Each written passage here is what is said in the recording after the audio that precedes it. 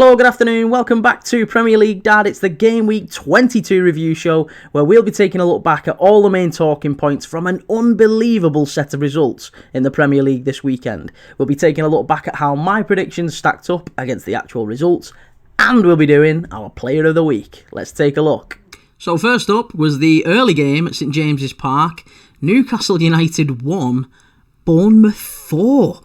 That wasn't a bad game to watch, was it? What was it, 2-2 we predicted? So definitely expected goals in the game, but certainly didn't expect Bournemouth to run out as comfortable as they did in the end. There was a little bit of noise on social media after the game, mainly from Newcastle fans, just saying that they'd underperformed, they hadn't turned up on the day, and while there is an element of truth to that, I also think that did an incredible disservice to how well Bournemouth played. But yeah, I did just want to make that point that, for me at least, it felt like it was more to do with Bournemouth being fantastic on the day than it was Newcastle being poor or underperforming or not turning up, because I don't necessarily think that was entirely the case. I thought Newcastle were okay. Bournemouth were just so strong in transition. Whenever they lost at Newcastle, they looked really vulnerable on the counter, and that was much to do with the pace that Bournemouth were hitting them with. They're so lethal, and that's a lot to do with Iraola, by the way, and the way he sets them up. It's a very bold approach, it's very aggressive, and they'll give teams a run for their money this year. I'd be really interested to see what people think Bournemouth's chances are of making, maybe not the 5th Champions League place, because that will be very difficult, but certainly Europe. If Bournemouth get into Europe this year, Iraola's got a very good shout for Manager of the Year. I mean, for me, he's doing as good a job, certainly, maybe even arguably better than Nuno Santo is at Forest, especially when you consider how much each of those clubs have spent, respectively, and also maybe the historic size of those clubs, the fan bases, all that different stuff, the stadium size, all that has to be factored in. And also, I think the playing style that Bournemouth play is probably a lot more attractive than Nottingham Forest is, and a lot more suited to maybe European football going forward. But we might actually be talking about a season where both Forest and Bournemouth are in the Champions League next year. How insane would that be? And we've not even mentioned Justin Kluivert at this point in the video. Hat-trick hero, what a performance. 3 really different but fantastic goals. People who've watched this channel for a while might have heard me banging on about Justin Kluivert for some time. I feel like that's a performance that's been coming from him. I thought he was really good at Old Trafford. He's been good all season, to be honest, but he's been really decisive in that final third, like his pass selection, just the way he arrives into the box late as well. I think he's someone that could now, he's still only 25, he's had injuries over the last couple of years, even going back to his time at Roma, it's sort of curtailed his progression a little bit. But he could kick on now. He could kick on and become a really top-wide player. And Bournemouth, I mean, now you look at their attack and you think, well, they've got Semenyo, they've got Kluivert, they've got Kerkez bombing down the side. They've got some fantastic options in the wide areas. Hyson at the centre-back area, I mean, Hyson could well be, he can be anything he wants. I mean, I'd love, he could be Virgil van Dijk's replacement at Liverpool.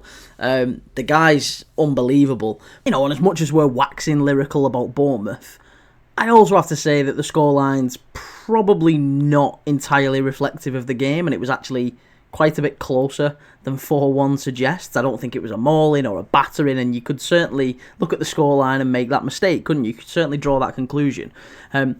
Bournemouth were only 2-1 up, and Newcastle were chasing an equaliser going into the 90th minute. Obviously, Bournemouth had 2 goals, 2 very good goals, admittedly, on the counter towards the end of the game, and that maybe just flatters them. Flatters them's probably the wrong word. I think Bournemouth were full value for the win, but I don't think Newcastle got absolutely battered in that game in the way that maybe 4-1 suggests. But it was certainly a good game to watch, wasn't it? Particularly for the neutral like me and maybe yourself as well. And, Newcastle will be disappointed after the run that they've been on. I still think they're in a fantastic position. They'll still fully expect to be in the Champions League places for next season. And yeah, they've got a lot of momentum still. They've got Southampton coming up at St Mary's in the next few days, and that's going to be one that they have to get back to winning ways on pretty quickly. They've got to get straight back to it. And that defeat leaves Newcastle in 6th, just behind Manchester City on goal difference. They're 2 points behind Chelsea in 4th, and now just a point ahead of Bournemouth. Bournemouth now just 3 points behind Chelsea in that crucial Champions League place. And if those English teams that are in Europe keep doing really well and England's UEFA coefficient stays very high, the chances are actually England are very, very likely to have an extra Champions League place for next season, which does just make it that little bit more interesting, doesn't it? Particularly for your Bournemouth, your Aston Villas, Newcastle, Chelsea, City, of course, will love that. The fact that it's not just that fourth position. Forest, of course, will be delighted because it means that if they do experience a bit of a drop-off, it just makes everything so much more intense around there because it's now not sort of what we're talking about, maybe 5 or 6 teams for 1 or 2 positions. It's now 5 or 6 for 3 positions, and that's going to be really crucial. I'm really, really interested to see how that finishes up. And next up for Bournemouth is what's looking like the game of the game week on Saturday at 3 o'clock when they welcome Nottingham Forest to the Vitality. I mean, pick a winner in that one. So next up in the Saturday 3 o'clock kickoffs was West Ham 0, Crystal Palace 2. And I'm so gutted. I was this close to calling a Crystal Palace win in that one. But I thought West Ham might have just enough. They might show a bit more under Graham Potter. But they were so toothless in attack. Really, really poor going forward, West Ham. I thought they defended a bit better, and that will have been one of Graham Potter's, key priorities coming in, wouldn't it? I think they were 3rd or 4th worst defence in the league when he arrived.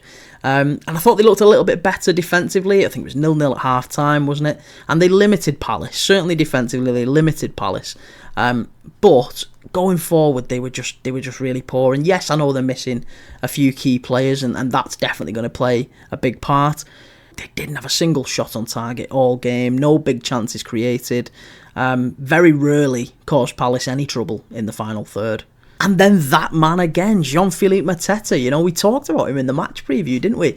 It'd be a brave man to back against Mateta scoring again against West Ham, and that's exactly how it played out. He's been terrific for Palace. Really, really likeable player as well. And you've got to say, the way that he's playing, it really wouldn't be incredibly surprising if one of those sort of top 6, top 7 teams that are fighting for Europe, came in for Mateta. He got 21 goals and assists last year in 35 games for Palace. He's got 9 goals and assists in 22 games this season already. For Crystal Palace as well, who've spent much of the season at the bottom end of the table, that's some going. That is some going. He's still only 27.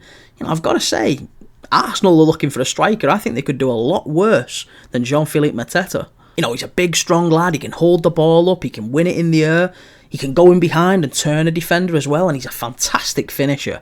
I mean, Crystal Palace fans won't thank me for mentioning it, but I think a lot of those teams at the top end of the table could benefit from a Jean-Philippe Mateta. That win moves Palace up 2 places to 12th, above West Ham and above Manchester United, and they welcome Brentford to Selhurst Park next Sunday.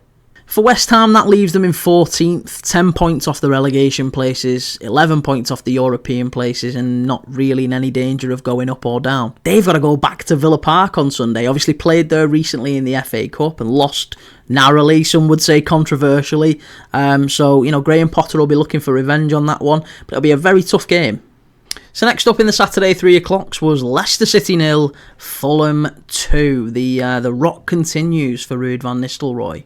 That's now 8 games without a win for Leicester. 7 defeats in a row, more importantly. And they didn't really lay a glove on Fulham. It was a very good, very neat and tidy away performance from Fulham, that. Very efficient. They had 2 shots on goal, 2 goals. Obviously hit the woodwork as well. So full value for the away win, you'd have to say. But for Leicester, it's really, really worrying.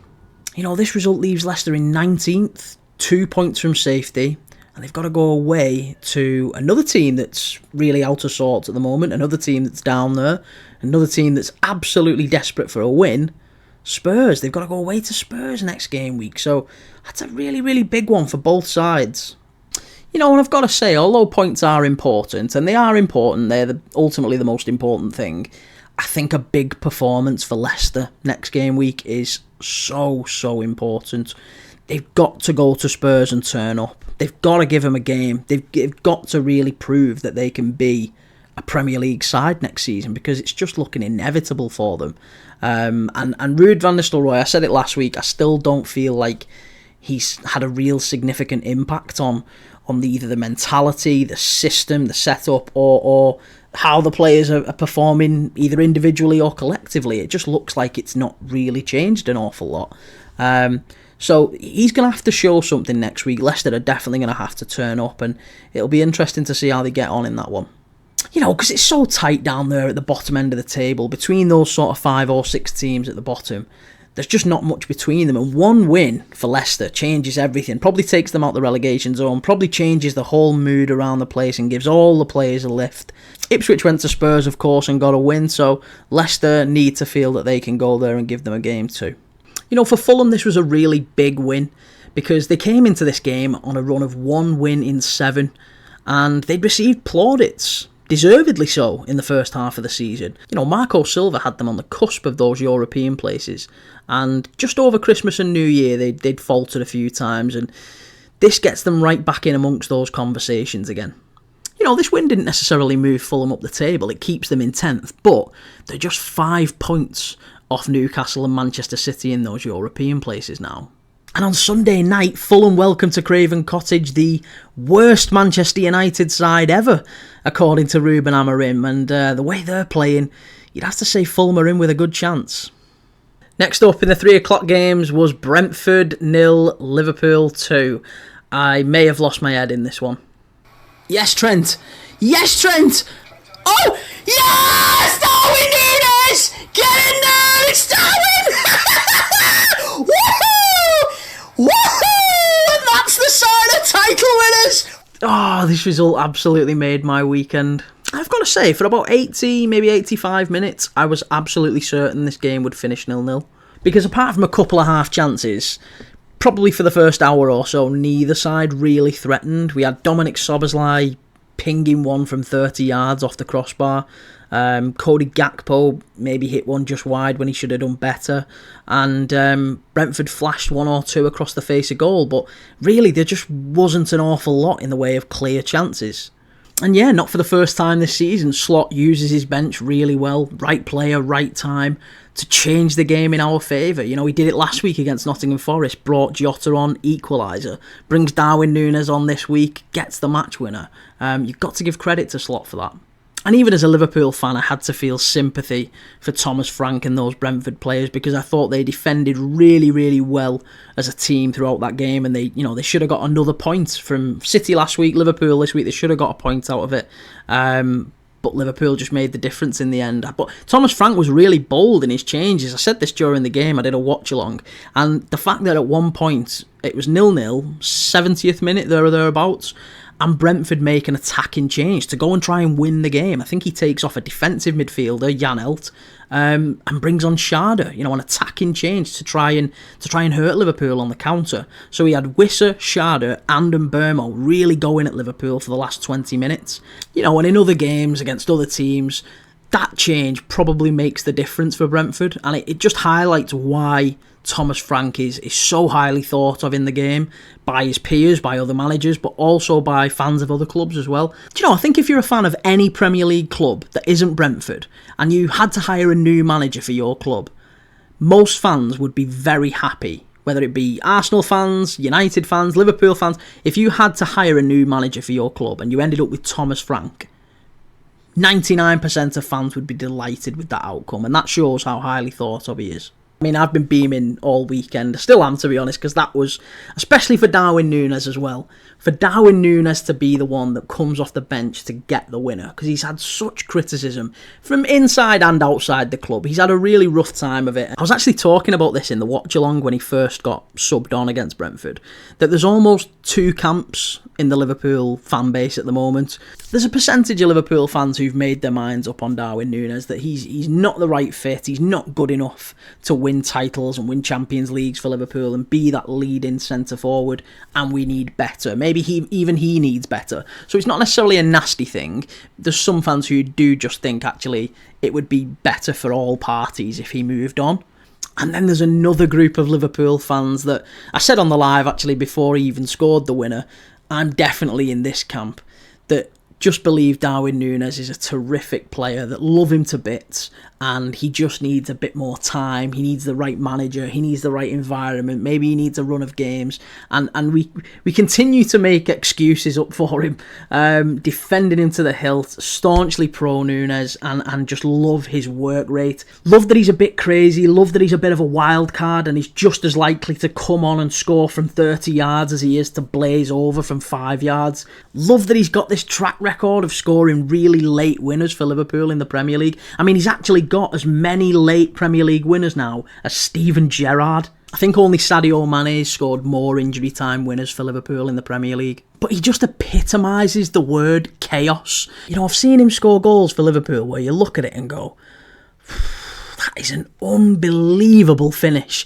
that very few strikers in football could manage. But then I've also seen him hit the crossbar 3 times, miss 2 open nets and miss a penalty, all in the same game. Now, he's still only 25, he's maybe got another couple of years of polishing the finer points of his game before you could say, well, he's in his prime, that's the finished product.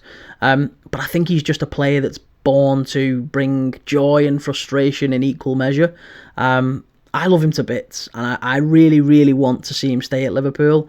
Whether Arne Slot decides he's the right profile for him, the right centre-forward for his team to keep winning league titles and Champions Leagues and bring the silverware to the club that needs to happen, then, you know, that's a big call for the manager to make. But I think Darwin Nunez is going to be a top striker, whether it be at Liverpool or somewhere else. I think he will kick on. I genuinely just think he needs a manager who's going to show him some love and put an arm around him and say, you are my number 9, you're starting for the next 10 games, whether you play good, whether you play bad, whether you score or you miss penalties or whatever, you are starting for the next 10 games.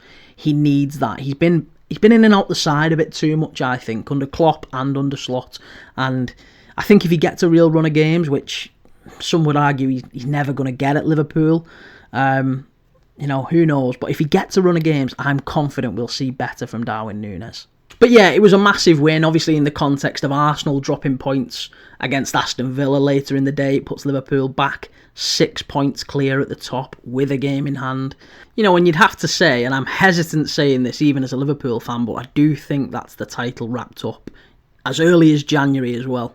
Up next for Liverpool is a battered and bruised Ipswich Town coming to Anfield, especially after that mauling from Manchester City at the weekend. That looks like it's a really tough one for Ipswich, but it's a really tough one for Liverpool. You know, those are the games actually where the pressure's really on. That has to be a win for Liverpool. It's a must win, and we've seen from Ipswich going away to Spurs and getting big results on the road that they can certainly provide a shock, and Liverpool have to be really cautious of that one if they're going to maintain the pace at the top of the league. For Brentford, you know, unlucky in defeat. This leaves them in 11th place in the Premier League. There's still just 1 win in the last 9 games in all competitions, and you know, they're 10 points off the European places, 12 points off the relegation places. A little bit like West Ham, they're out of both cups and not really in any danger of going down or going up, really. So I think for Thomas Frank, it's very much just about trying to build that rhythm and get a bit more momentum back into the team, a bit more confidence back into the team.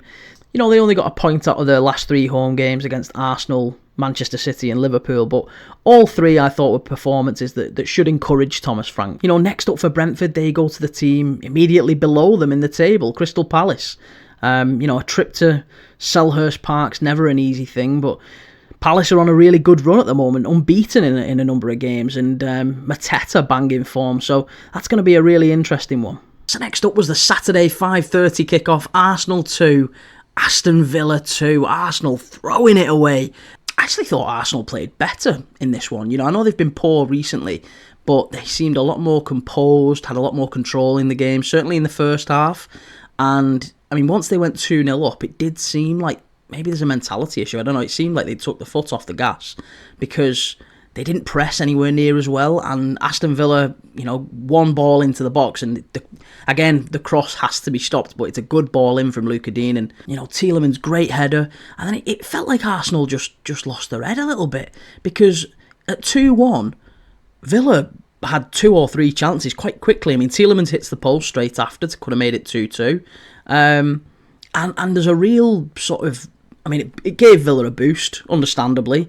They felt like they could get something from the game, but it really put the frighteners on Arsenal. They played very differently in those moments. Once they went 2-0 up, and then once they went to 2-1, they changed again. They changed. They looked timid. They regressed a little bit. And it doesn't strike me, personally, it doesn't strike me as a team that is title winners. They just sat back a little bit, and that just doesn't strike me as title winners. It doesn't strike me as the behaviour of title winners. There's no swagger to Arsenal. Everything feels like... I mean, I know Jamie Carragher said on Sky Sports recently that they only ever feel like one game away from a crisis, and to a degree, I probably agree with that, because it feels like Arsenal have put so much pressure on Arteta to win the league and those players to win the league this season, especially with City falling away. There's not really any justification for Slot coming in and in his first season walking the title, not just winning the title. It looks like Liverpool are strolling to the title at this moment in time. And like I said, once it goes 2-1, it does just feel like a matter of time before Villa get the equaliser. And, Ollie Watkins gets it. There's big celebrations in that Villa away end, because it's a really big point for them. And then once it goes to 2-2, again, it feels like there's another change in Arsenal's sort of behaviours and attitude. It's like, right, Jesus, we've thrown this away now. Now we need to start playing again.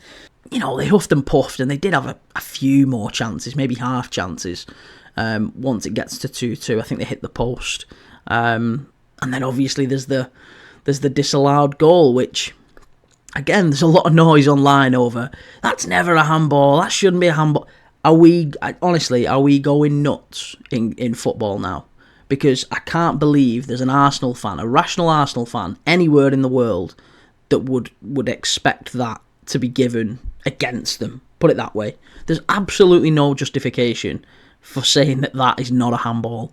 That's exactly what the handball rule is there for. Whether it was deliberate or not, it doesn't matter. It didn't hit his stomach. The laws of physics would tell you it didn't hit his stomach. I can't quite believe there's such an uproar, a furore, online saying that, oh no, it didn't hit his arm, and it's not quite the rule. It's nonsense. It's nonsense. That was a very clear and a good decision from the referee, the correct decision. I will say it's only a small section of Arsenal fans online that have been saying this. Whether they're saying it for clickbait or whatever, I don't know, but most Arsenal fans I encounter and have encountered in my life are very well read and know the game and would fully expect that to be a handball, a clear handball. And that leaves Arsenal 6 points off Liverpool, having played a game more, and that feels really big, that feels really decisive. And the reason I say that is because the maximum number of points that Liverpool can finish on is 101. The maximum number of points that Arsenal can finish on is 92. Even though Arsenal have been in a bad run of form these last few games, let's say they go on a fantastic winning run, unbeaten between now and the end of the season, and they win 13 games and draw 3 in the last 16 games. That would mean Arsenal would finish on 86 points. And crucially, that means that Liverpool would only need to win 11, maybe even only 10 games of the 17 games they have left to play. They could afford to lose 2 or 3 and draw the rest and still win the league.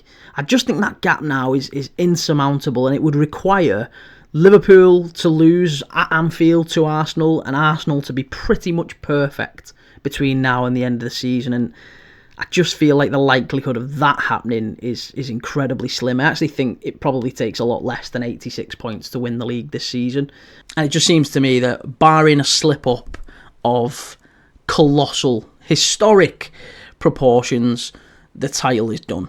And I say that with hesitancy because for the most part I'm a glass half empty Liverpool fan. So I'm usually a cynic with these things, but it's actually not necessarily due to Liverpool's form or how good Liverpool are and have been. I think Liverpool have been very, very good and would be worthy title winners this year.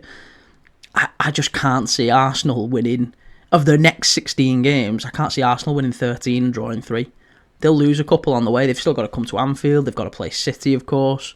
They've got some really tough games coming up, Arsenal. And, even these games are looking more and more challenging for them without a traditional centre-forward, without Saka, without, Saliba's on about missing him 2 or 3 weeks now as well. So it just doesn't seem like they've got the squad to cope with the long-distance challenge of a title running at the moment. Anyway, they really do need to invest more yet again. Whether Mikel Arteta's going to be the manager to do that, who knows? But I think that their race is is pretty much run this year. And Liverpool will probably end up winning it with far less than 87 points, to be honest. I think Liverpool will slip up more as the season goes on as well. And, there's an outside chance. I actually think City finish above Arsenal the way the season's going. City have just started to click. And, I would wager that between now and the end of the season, City will pick up more points in those 16 games than Arsenal will. Arsenal go to Wolves on Saturday at 3 o'clock, which, again, on paper, you'd have to say they're a team that's down there. They're a team that Arsenal really should be beating, especially if they do still consider themselves in that title race. Of course, Arsenal will go to Molineux as firm favourites. It's not going to surprise anyone if they do end up winning that one by 3 or 4, and they will just click, and maybe they'll start to get their confidence back up as a team. But it does just have that feel of a banana skin. The way Arsenal are playing, the way Wolves have been playing, albeit not getting the results. I think Wolves could just cause Arsenal some problems there. We'll see. For Villa, this was another really good point on the road. They're now unbeaten in 5, and they're sat in 8th position, 4 points off Chelsea in 4th. And, they're just on the tails of those Champions League places, which is obviously where they're aspiring to be again. They welcome West Ham back to Villa Park. Obviously, they played them recently there in the FA Cup and came out winners in the end, albeit some might say slightly controversially. But that was a really tough game, a really tight game, and West Ham took the lead in that one. So, again, you'd have to say West Ham will be going there feeling confident that they could get at least a point and maybe derail Villa's European hopes just a little bit. So I think if you're a Villa fan, you'd probably file West Ham at home right now under the category of must-win. Interesting context to this as well now that West Ham have just bid, at time of recording, I think it's nearly 60 million quid for John Duran, Aston Villa's centre forward. So I don't think there's going to be any movement between now and then in terms of Duran lining up for West Ham, but it does seem they like the player. Obviously they went for him in the summer as well. But yeah, that'll be a really interesting one. I wonder if John Duran might play for Villa, against his future employers. It'd be an interesting one to watch, that one. So next up was Nottingham Forest 3, Southampton 2, and this one turned out to be a bit of a thriller, didn't it? I mean, I know I said in my match preview I thought it would be a lot closer, but I didn't think it'd be this close. I've got to say, I thought Forest's first 3 goals were unbelievably high quality. I mean, admittedly, the second one, Bednarek, I have no idea what he's doing. I mean, if you're Ivan Juric, you're tearing your hair out the way that Southampton are giving up goals recently. We've not even come on to the one that was disallowed yet, but the way that Southampton defended was just really, really poor again, and they gave up lots of chances through the game, but I thought the way that Forest capitalised, and the finishes, particularly for the first 2, were goals that you don't typically see Forest scoring, shots from outside the box, but really, really good finishes. And then the header from Chris Wood is just, it's typical vintage Chris Wood now. But again, we've seen it in moments under Ivan Juric since he's come into Southampton that they will keep plucking away, they will keep fighting, and they get their lucky break. Obviously, Ugachukwu's shot, it's a big deflection, isn't it? It's a big slice of luck, but you'll take it when you're down at the bottom, and it loops up over Matt Sells, and it's 3-1, and all of a sudden, maybe Southampton aren't back in it, but they've just got a little glimmer of hope. And then you'd have to say it's a calamity from Aaron Ramsdale. And the ref was very, very generous. I thought the VAR decision was probably not quite right. And if Southampton had got a point from that one, Forest could quite rightly have felt hard done by. Ball comes in from the left, and I think it's Milenkovic gets a good header on it. And you're thinking, there's nothing wrong with that goal. Like, there was no appeals from Southampton. I didn't see anything wrong with it. And all of a sudden I saw VAR flash up, and I was a bit like, Why are we even looking at this? It's Chris Wood, who's not even involved in the play, has come from an offside position, and there's a justification that he's interfering with play. And I think that's a really ropey one, that one. I've seen some where that's given, where maybe a player comes from deep and he's been blocked off by that player and things like that. I've seen those ones. I won't sit here and profess to know the exact laws of the game. However, I will just say I think that feels wrong in the spirit of the game, and that even if it goes for your team or against your team, you would say that's not really one you want the referees getting involved in. I think that was a goal and it was fine, and it probably should have been Forest 4-1 and the game would have been dead and buried. But as it was, Southampton go up the other end, they get a corner, and Onuachu, who's been useful off the bench from Southampton in terms of holding the ball, but not really a threat in the box as much as perhaps he should be, because he did score quite a few when he went on loan to Turkey. And he got a good scoring record, I think, in Belgium. So, this might be a start for him. This might be a bit of a confidence boost going forward, but he gets a good header on it off a corner. He's a big guy, isn't he? Gets a header on, and it's 3-2, and you're thinking, oh my God, are Southampton going to pull off the impossible here? But no, as it was 3-2, I think Forest fully deserved the win, you'd have to say. I mean, Southampton very nearly do nick a point at the end. They get one cleared off the line. Olaina again. The guy's like an expert in clearing balls off the line. He cleared 2 off the line against Liverpool on Tuesday, and he did it again. It was a really acrobatic clearance, and it would have been 3-3 late on, but unbelievable game, really good one to watch. Again, I think Southampton will take encouragement from the performance. I think Ivan Juric will look at it and say that there's reasons to be positive. Maybe there's elements there that we can build on, but there's only so long you can keep talking about performances and not points. Forest remain in third, but they're level on points with Arsenal in second, and I still can't believe we're even saying that, but unbelievable performance from Forest yet again. They're now 6 points clear of City, of Newcastle in that race for the top 4. But maybe if you're Forest, you're actually looking up. You're probably looking at Arsenal and saying, well, we can probably get ahead of them. We can probably catch them and maybe be a runner-up this season. Who knows? I mean, sky's the limit for this Forest team at the moment. I think we've probably reached the stage of the season now, or maybe we'll soon to reach that stage of the season where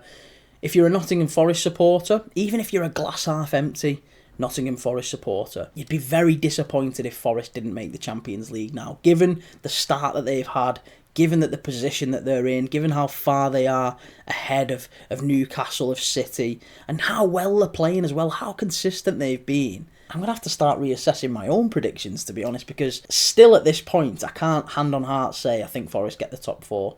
I think City are certainties. I think it's Liverpool, Arsenal and City absolutely nailed on. And then Forest, Chelsea, Newcastle, maybe Villa, maybe Bournemouth. And doesn't that just nicely tee up Nottingham Forest's next fixture? They go away to Bournemouth. Bournemouth, probably the form team in the Premier League right now. The way that they're playing, obviously, they've just gone to St James's Park and smashed Newcastle. And now they've got Forest at the Vitality. That is an unbelievable fixture. For Southampton, they're still rooted to the bottom of the table. They're still 10 points. I mean, effectively 11 points when you consider goal difference from safety. And they've got Newcastle at St Mary's coming up. So, you'd have to say that's going to be one where Newcastle are firm favourites, understandably. They're going to be like a wounded animal after that Bournemouth game. And Southampton will do well to, avoid another drubbing. But the way that they're playing, I've got to say, I actually think Southampton are showing a lot more fight in these last 3 or 4 games in particular. I think they should have got something at Old Trafford.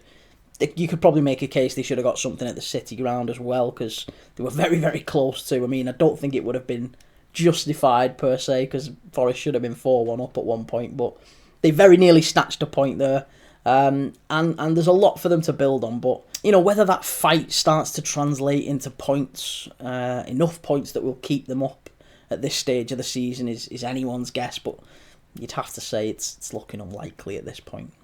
Next up was Everton 3, Tottenham 2. We definitely got this one wrong, didn't we? What was it we said? Not one for the purists. That first half from Spurs was got to be up there with the worst I've seen Tottenham in many, many years. I thought they were really, really poor. Just all over the place defensively. And full credit to Everton, they took advantage of that. I thought the first goal from Calvert-Lewin was, again, really surprising because he took it like a striker that was banging form. Again, I was kind of pleased for Dominic Calvert-Lewin because he's getting a lot of stick from Evertonians and outside the club as well. I don't think the Dyche system necessarily suited him. I'm not sure the Moyes one will either. That said, I'm sure he will get more chances under Moyes, and maybe Everton will see the best of him in the next few months because obviously his contract's running down.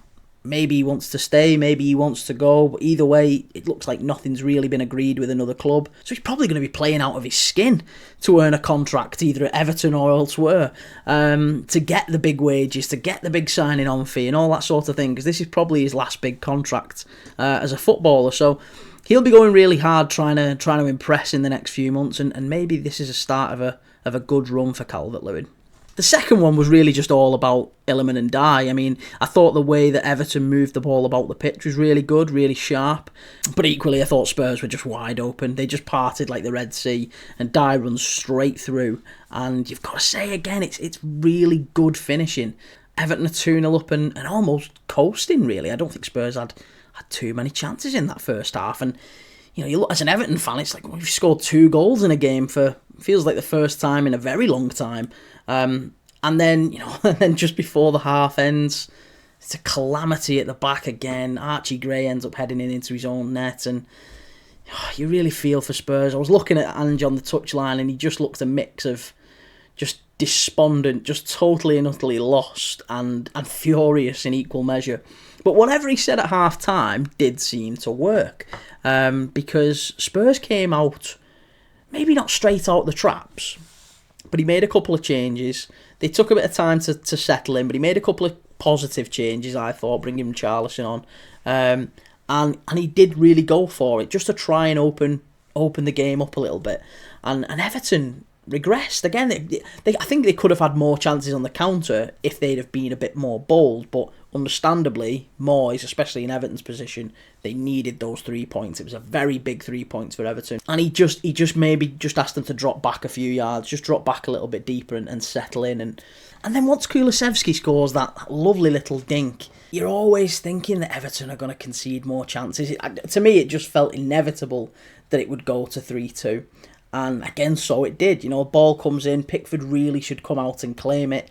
Leaves it, Richarlison dives in, it's 3-2, and late on in the game, admittedly, still only 3 or 4 minutes left. It was an injury time by that point, and Spurs had just left it too late. And maybe with a slice of luck, they could have got something more out of it. But that said, Everton were full value for the win, just purely off the basis of the first half. Spurs gave themselves far too much to do, and it was a good performance from Everton, a really big win, big 3 points. And they've now got to be looking at it as they've put a bit of a gap between them, between those bottom 3 sides. 4 points clear of the relegation zone now, and a game in hand. They've really got to start climbing up the table, because they dragged themselves back into that conversation. I won't go as far as saying that they're too good to go down, Everton, because I think in terms of their attack, I know I've just complimented Dominic Calvert-Lewin, but I think they're very, very blunt in attack. Unless they can bring some 1 or 2 players in January, I think they've got a really poor attack, and they really do lack pace. So I don't think we're going to see 3 goals in a game from Everton again, probably maybe not even for this season. It's going to be tough to see goals coming from this Everton side. But they have a lot more Premier League experience than the likes of Ipswich, Southampton, Leicester. And I think it's very much going to depend on what Ipswich do. They've brought in Jadon Philogene, they've still got Delap, they've got Smodics, they've got Hutchinson. They've got some really good players up top, good young pacey players that should really be in the Premier League, I think. And it'll be a real battle, I think, between Ipswich and Everton for that final 3rd relegation place at the end of the season. I can't see there being too much between them, but this was a really big win because it does just give Everton that gap, and maybe now they can kick on. It's whether or not they can get that consistency, and I think the next few days in the transfer window are going to be very, very big for Everton in particular.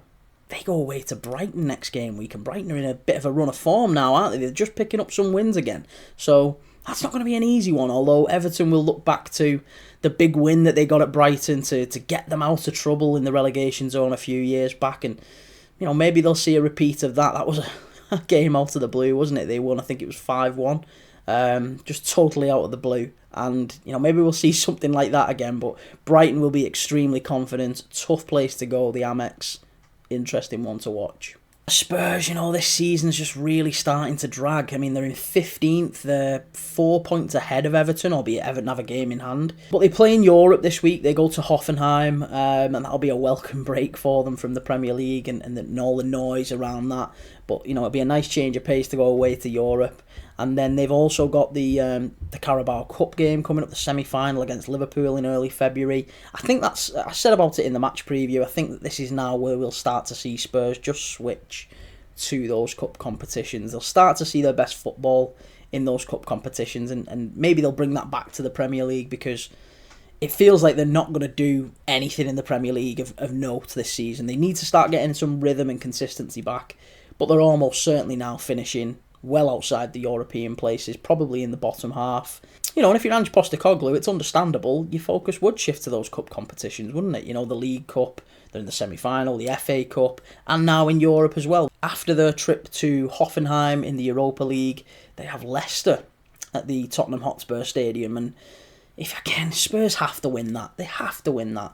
Leicester are just in the mud at the moment. They're in a run of defeats. But then that in itself brings pressure, doesn't it? Because then they have to win. Any result other than a win is completely unacceptable and will just increase the pressure on Ange Postecoglou. So they've got to win. They've got to win that one. It's going to be a really big game because they must win that one. Especially for Ange to keep his job, because it just feels like the pressure's cranking up on him. Doesn't matter what sympathy I have with him. He's just not had anywhere close to a fully fit squad to work with. And he's not even just had like a normal number of injuries. He's having the most insane injury record that I can remember of any club, really. It's a really difficult time for him. I'm still going to say I hope they afford him some patience as a result of that, but football's a tough business, we'll see. Next up on Sunday was Manchester United 1, Brighton 3, and we were so close to calling a Brighton away win on this one, weren't we, in the match preview, and I just thought that Brighton would cause United problems. That Southampton performance from United really threw me.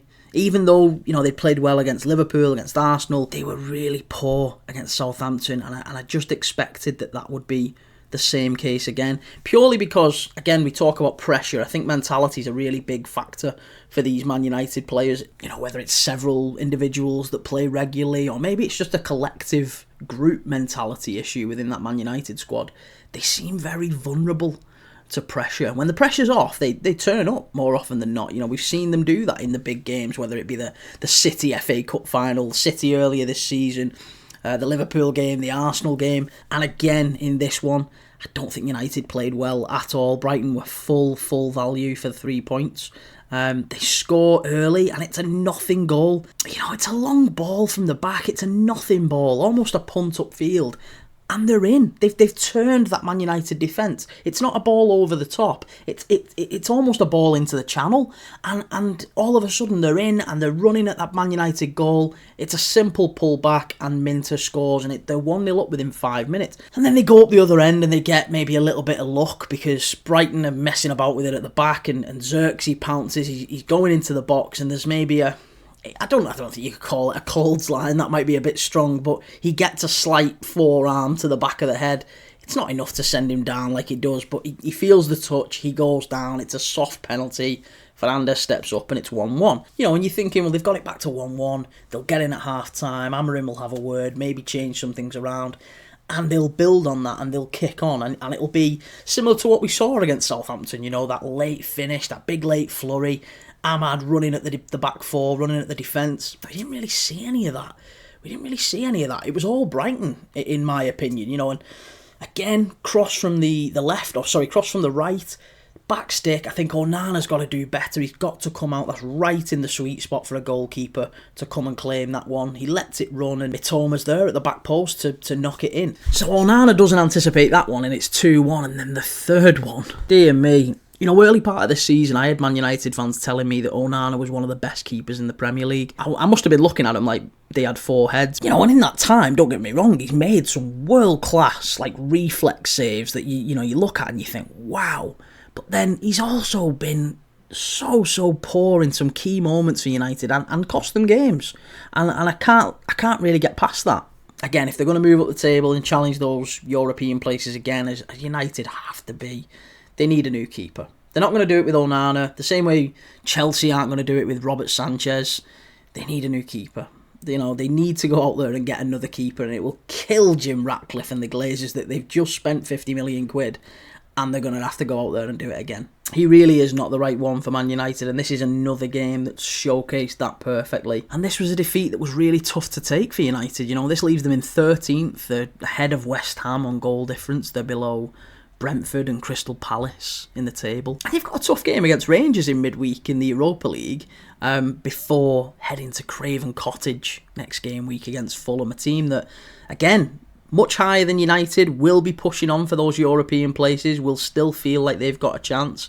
Craven Cottage, tough place to go. Very tough place to go. Many top teams have found that recently. And I do think that United will struggle there. But it'll be, again, an interesting one to watch. You would have to say the bookies will probably favour Manchester United. But I'd be very surprised if United went there and got the win. For Brighton now, that takes them above Fulham. And again, maybe back-to-back wins. They're just starting to get back into that conversation for those European places. Maybe not the Champions League places. Who knows? There might be 5 this year, so they've got an outside chance. But certainly maybe those Europa League places, maybe the Europa Conference League place. Brighton are a team that I think warrant being in Europe. And I never thought I would say that, because as a club, obviously, they've not had a massive history in the Premier League, but they are so well run from top to bottom. I love the way that the ethos of the club is to bring in young players, young managers, of course, Fabian Hürzeler. I like the style of play. Bring them in, build them up, get them a platform and sell them on, and then do it again and keep growing. I mean, next up they face another side that's just had a big confidence boosting win, Everton at the Amex, but that's going to be a difficult one because Everton have got a pretty good record at the Amex, actually. I think they've not been beaten there since 2019. They've got a couple of wins since then. Obviously, the big 5-1 win that came out of nowhere when Everton were fighting for relegation not too long ago. So, yeah, it'd be a really interesting one to watch, that one. So next up was the late game on Sunday. It was Ipswich Town 0, Manchester City 6, and we were very close to getting this one right. I did think it would be a mauling, to be honest. I just thought it was coming with City. They've been clicking into gear, maybe not getting the results that they needed, but they've looked a little bit better. Feels like morale's just sort of coming back, creeping back into that team. I don't even think that Ipswich played terribly in this one. I don't think they were too bad. It's just that City were incredibly efficient in front of goal, ruthless. And, they scored 3 goals either side of half-time, 5 different goal scorers, which just shows the quality of depth they have in that squad. Really wouldn't surprise me if we now see City go on a massive run and maybe collect more points than anyone else, including Liverpool and Arsenal, between now and the end of the season. There's 16 games left. I don't think they're going to threaten the title based on what they've given themselves to do. But they're still a terrific team. And they've got more resources than anyone else, let's be honest. So, unless the 115 kicks in and there's charges galore and, anything happens with that one, that might change things. But realistically, they're a fantastic squad. They're a fantastic set of players. And I've got absolutely no concerns they'll make that top 4. And I've thought that all season, even at their absolute lowest. And looking at the fixtures, it was always likely to be this patch where City did turn it round, because they've had some fortunate fixtures in terms of when they've played teams, they've been kind of at their lowest ebb. They played West Ham and just about got that one over the line. I know they played Brentford when they were in a bit of a run of not having a win for a while. And they threw that one away in the end. And then Ipswich Town, they played Leicester as well. They've played some teams that you'd have to say have been in a bit of a crisis, so they've benefited from that. And some might argue that the real test for Manchester City, the real test over whether they've actually turned a corner or not, is going to come next game week, because they play Chelsea at the Etihad. And it's probably a reasonable conclusion to draw, isn't it? That it's all well and good beating the Ipswiches, the Leicesters, the West Hams of this world. No disrespect to those teams, of course. But can you go and beat the really top teams? Chelsea undoubtedly have been a bit all over the place recently, but they're still a very good team. The last time City played any of the teams at that end of the table, obviously, was Aston Villa before Christmas. They got beat at Villa Park. They lost to Manchester United, of course. Whether you'd consider Manchester United a top team anymore is anyone's guess, but they got beat in the derby. So, City's first real test in over a month or so will come next game week, and can they stand up to it? Can they face it? Especially in the context of where these two teams are in the table. City are 2 points behind Chelsea, who sit in 4th, and if City were to win, they would leapfrog Chelsea, and that would be a big statement, wouldn't it? To say that, look, we're going to get this last Champions League space. We're definitely in the top 4. And for Chelsea, it would be a statement win as well, wouldn't it? Going to the Etihad and getting a big win against the champions, they would go 5 points clear of City. So, lots at stake. For Ipswich, if you haven't seen the fixtures, if you're an Ipswich Town fan and you didn't know what the next fixture was, which would be the worst one, the absolute worst one you wouldn't want, Liverpool away. You've just been slotted 6-0 at home, and now you've got to go to Anfield. But again, as we've said before in the past on this channel, actually, those are the games that managers like.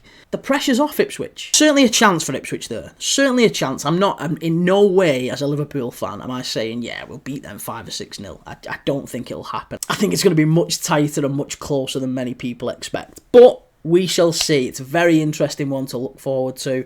Ipswich really do need to start getting points on the board. Admittedly, City and Liverpool are maybe 2 games where you can excuse them, but they really do have to start picking up points because there's a bit of a gap. There's a bit of a gap just being created now. With that Everton win against Spurs, it's now Ipswich and Wolves level pegging, just separated by goal difference, and then Everton, who are 4 points clear with a game in hand. And they'll both just want to be pulling Everton back in. All those teams at the bottom will just want to be dragging Everton back in. But the fixture list does look a little bit kinder to Ipswich after this one. So maybe Kieran McKenna and his players just go into that one at Anfield with lots of belief and an open mind. Next up was the Monday Night Football game. It was Chelsea 3, Wolves 1, and we got the scoreline right. Get in there. Again, I felt really sorry for Wolves. I felt like it was a much tighter game than maybe 3-1 suggests. It was all the goals were from set pieces. Robert Sanchez had a disaster for the Wolves one, of course, but it was a tight VAR for the first one for Chelsea for Tossin's goal. And then, it's a bit of a scrappy one, Kukureya bumbling it in for the second, and then Madueke for the third. But, I think Chelsea will just be relieved to get the win, to get back to winning ways. That's really important for Enzo Maresca. Obviously, they've got a really big trip to Manchester City next week. That's going to be huge for them, especially in light of where the two teams sit in the league table. As we've just said, they're 2 points ahead of City.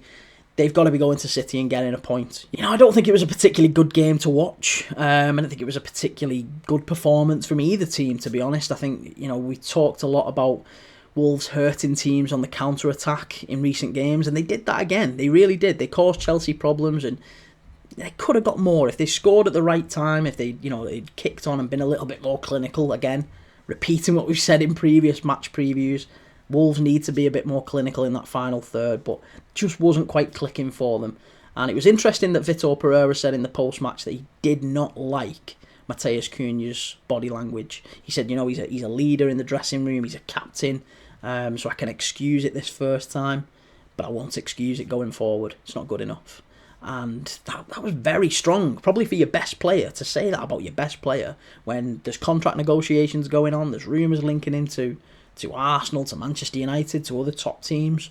It's a brave move from Vitor Pereira, but fair play. I actually really rate that. I love that. No player's bigger than the club.